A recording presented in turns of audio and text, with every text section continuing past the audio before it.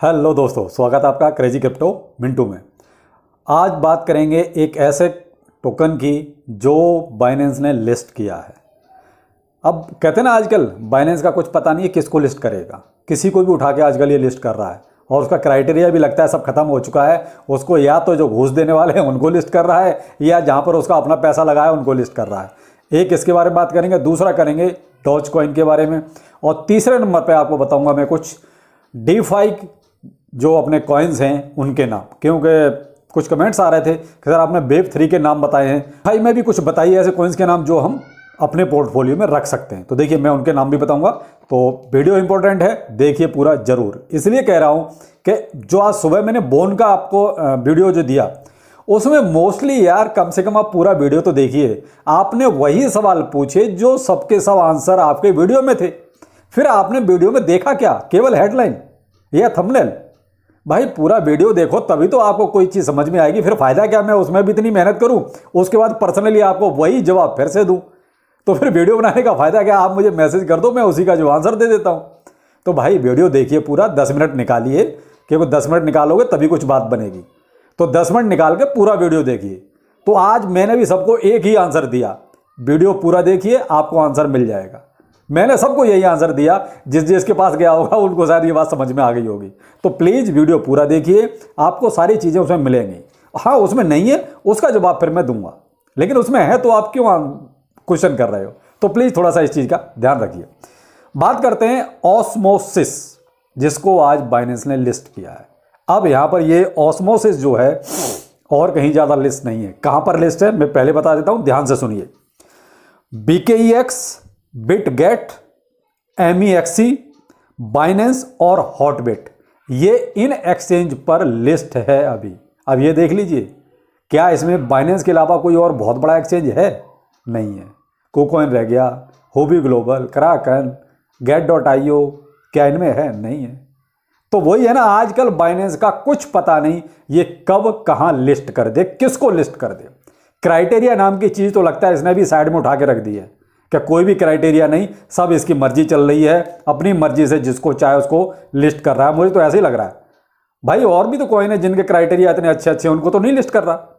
अब ये लिस्ट कर रहा है तो मुझे लगता है या तो जिनके जो ये पहुंचा रहे हैं सीधा सीधा बैकडोर से, या फिर इसका अपना कहीं ना कहीं किसी कॉइन में अगर पैसा लगा हुआ है, चाहे वो डायरेक्ट या इनडायरेक्ट वे में, तो ये उनको लिस्ट कर रहा है। तो बाइनेंस का फिलहाल मुझे लगता है कोई दीन धर्म है ही नहीं, केवल ये लिस्ट कर रहा है। बस ये है कि जिसको लिस्ट कर देता है, जिसके ऊपर हाथ रख देता है, उसके बल्ले बल्ले हो जाती है, उसका प्राइस आसमान छूने लगता है। तो ये होगी साहब इसकी लिस्टिंग की बात। अब करते हैं आखिर ऑस्मोसिस है क्या। ऑस्मोसिस देखिए, इसकी अपनी ब्लॉकचेन भी है, तो शायद हो सकता है ये प्रेफरेंस हो कि भाई ब्लॉकचेन वाला कॉइन है, और ये 3 चेन्स पर वर्क करता है, यानी कि पॉलीगॉन, कॉस्मोस, ये जो इसकी अपनी ब्लॉकचेन है, और इथेरियम। ठीक है, और बाकी देखिए सप्लाई बहुत लिमिटेड है, ज़्यादा नहीं है सप्लाई इसकी। जो है जो मैक्सिमम सप्लाई थी वो थी 1 बिलियन की, और टोटल सप्लाई आज की डेट में 325 मिलियन है, और सर्कुलेशन में जो है 283 मिलियन अभी सर्कुलेट में है, यानी कि हमारे और आपके पास है। तो ये है कुछ उसका ये जो थोड़ा सा हिस्ट्री है। शायद एक तो ये है कि इसकी शायद सप्लाई बहुत कम है। देखिए आजकल ट्रिलियंस क्वाड्रिलियंस वाली बात थोड़ी सी ना बहुत ऑड हो गई है। अब क्या है, जो मिलियंस में या बिलियंस में जिनकी सप्लाई है, मुझे शायद ऐसा लगता है उन पे प्रीफरेंस भी ज़्यादा है एक्सचेंज लिस्टिंग की।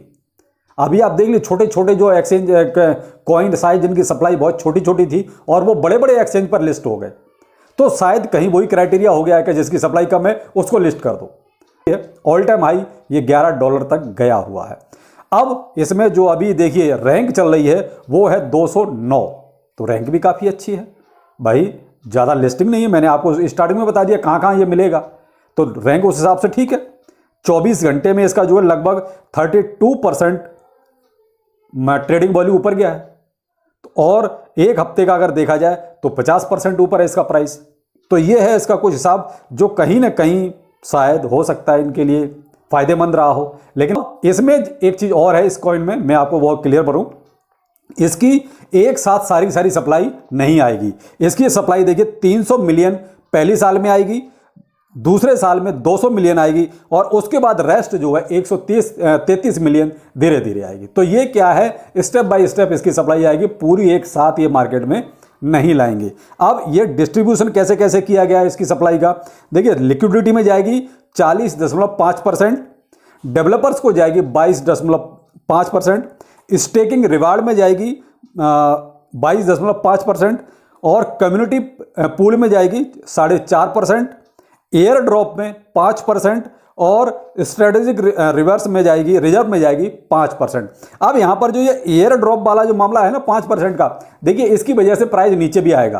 देखिए अभी बाइनेंस लिस्ट कर रहा है तो प्राइस ऊपर भी जाएगा, क्योंकि बाइनेंस ने हाथ रखा है तो कन्फर्म है कि प्राइस ऊपर जाना ही है, उसे तो कोई रोक नहीं सकता। लेकिन ये जो एयर ड्रॉप वाले जो लोग हैं ना, ये देखिए प्राइस को डाउन करेंगे। क्यों? इनको फ्री में कौड़ियों के भाव में माल मिला हुआ है, तो जैसे ही प्राइस ऊपर जाएगा ये उसको सेल करेंगे। जब सेल करेंगे तो देखिए प्राइस नीचे जरूर आएगा। तो इसलिए in air drop give way वालों का थोड़ा सा ध्यान रखना पड़ेगा। क्यों? स्टार्टिंग में ये जो है यही प्राइस को गिराते हैं। क्यों? इनको फ्री में मिलता है माल।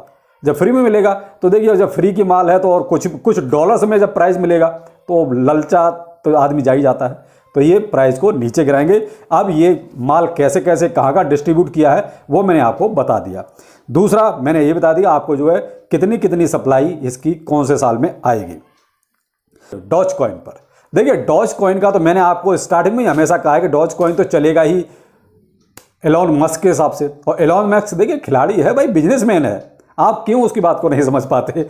मैंने कहा ना, by the rumour cell the news. आजकल क्रिप्टो करेंसी में यही चल रहा है। कोई भी न्यूज आती है उससे पहले जो है र्यूमर शुरू हो जाते हैं, और र्यूमर शुरू हो जाते हैं तो वहां से प्राइस बढ़ना शुरू हो जाता है। और जब प्राइस जैसे ही वो न्यूज कंफर्म होती है, मामला वहीं से नीचे आ जाता है। चाहे कोई लिस्टिंग है, चाहे कोई ऐसी बड़ी न्यूज है जैसे एलॉन मस्क और ट्विटर की है। देखिए ट्विटर की बात पहले कैंसिल हुई, कैंसिल होने से पहले देखिए डॉज का प्राइस ऊपर गया, कैंसिल हुई प्राइस नीचे आया। अभी ट्विटर की बात जैसे ही निकल के आई, डॉज का प्राइस ऊपर गया, और जैसे ही मामला एक तरह से फिट हुआ, थोड़ा सा प्राइस नीचे आया। अब क्या है, कुछ दिन थोड़ा सा ऊपर नीचे होगा इसका प्राइस, लेकिन इसका प्राइस होगा ऊपर नीचे। आप ये उम्मीद में ना रहें कि ये कोई बहुत बड़ा जंप मारेगा। तो जंप के चक्कर में तो बिल्कुल भी ना रहें, क्योंकि डॉज कॉइन एलॉन मस्क जैसे चाहेगा वैसे चलाएगा अपने हिसाब से। तो आप उसमें कुछ प्रॉफिट अगर बुक कर सकते हैं तो जरूर करें, किसी लालच में बिल्कुल ना रहें कि ये आपको एक साथ $50 पे ले जाएगा, तो उसकी उम्मीद बिल्कुल ना करें। अब आ जाते हैं जो मैंने आपको कहा कि DeFi कुछ कॉइन्स ऐसे हैं जो मैं आपको बताता हूं, आपके पोर्टफोलियो में अगर रखना चाहते हैं तो बिल्कुल रखिए। बाकी देखिए कॉइन्स तो बहुत हैं, लेकिन मैं आपको कुछ 4-5 आज बताता हूं। बाकी धीरे धीरे आपको हर उसमें वीडियो में कुछ ना कुछ आप बताता रहूँगा, जैसे आप जो भी डिमांड करेंगे। तो पहला लेता हूँ मैं यूनिसेफ। ठीक है, देखिए डिटेल में तो मैं वीडियो आजकल बना ही रहा हूँ, एक वीडियो रोज किसी न किसी कॉइन के ऊपर डिटेल में आ रहा है, तो आप जो है डिटेल में वहां देखें। बाकी मैं नाम यहां बता देता हूं। ठीक है, पहला यूनिसेफ हो गया, ठीक है, यानी कि UNI। दूसरा हो गया चेन लिंक। तीसरा हो गया AVAX यानी कि AVAX, AVAX हो गया। उसके बाद AMP, ठीक है।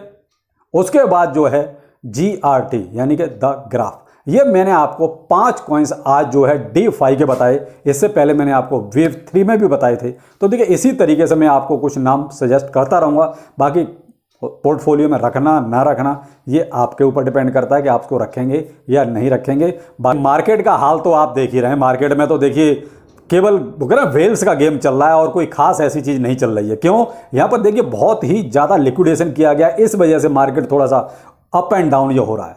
अब फिर देखिए मार्केट धीरे धीरे नीचे आ रहा है। तो आप ये कहें कि यहाँ देखिए, यहाँ पर एक जो देखने वाली चीज़ है वो ये है कि केवल जो अमाउंट ज़्यादा आ रहा है वो BTC में ही आ रहा है। आपके और भी तो भाई कहते हैं 21,000 के क्रिप्टो करेंसी हैं, वो छोड़िए, कम से कम टॉप 500 में आना चाहिए माल, तो उनमें उतना पैसा नहीं आ रहा है। जितना मैक्सिमम पैसा आ रहा है वो ज़्यादातर या तो BTC में आ रहा है या इथेरियम में आ रहा है। तो वहाँ क्या है, ये वेल्स का गेम चल रहा है। तो इस वेल्स के गेम में आप प्लीज़ फंस मत जाना। आपको अगर जहाँ प्रॉफिट मिलता है तो प्रॉफिट जरूर लेते रहना। अभी थोड़ा सा वेट एंड वॉच वाली स्थिति है, क्योंकि 2 तारीख बहुत नज़दीक है। तो यहाँ क्या है, ये सब वेल्स के गेम चल रहे हैं। और वेल्स के गेम में होता क्या है, छोटा इन्वेस्टर मारा जाता है। वो तो कमा लेते हैं, लेकिन छोटा इन्वेस्टर कहीं ना कहीं फंस जाता है और उसकी जमा पूंजी चली जाती है। तो आप थोड़ा सा ध्यान रखें इस वेल्स के गेम में। क्यों? मार्केट में और अभी ऐसी कोई खास चीज़ नहीं चल रही, कहीं से कोई बहुत ज़्यादा पॉजिटिव न्यूज़ नहीं है जिसकी वजह से मार्केट इतना ज़्यादा कोई पंप करे। तो जो करा उसका कहीं ना कहीं अगर आपने फ़ायदा लिया है तो बहुत अच्छा, इससे अच्छा कुछ हो नहीं सकता। अगर आप चूक गए तो फिर वो आपके हाथ से मौका गया। तो चलिए कोई नहीं, ध्यान रखिए। जो आज बाइनेंस की लिस्टिंग है उसका जरूर ध्यान रखिएगा। बाकी फिर मिलते हैं किसी नए अपडेट के साथ। नमस्कार।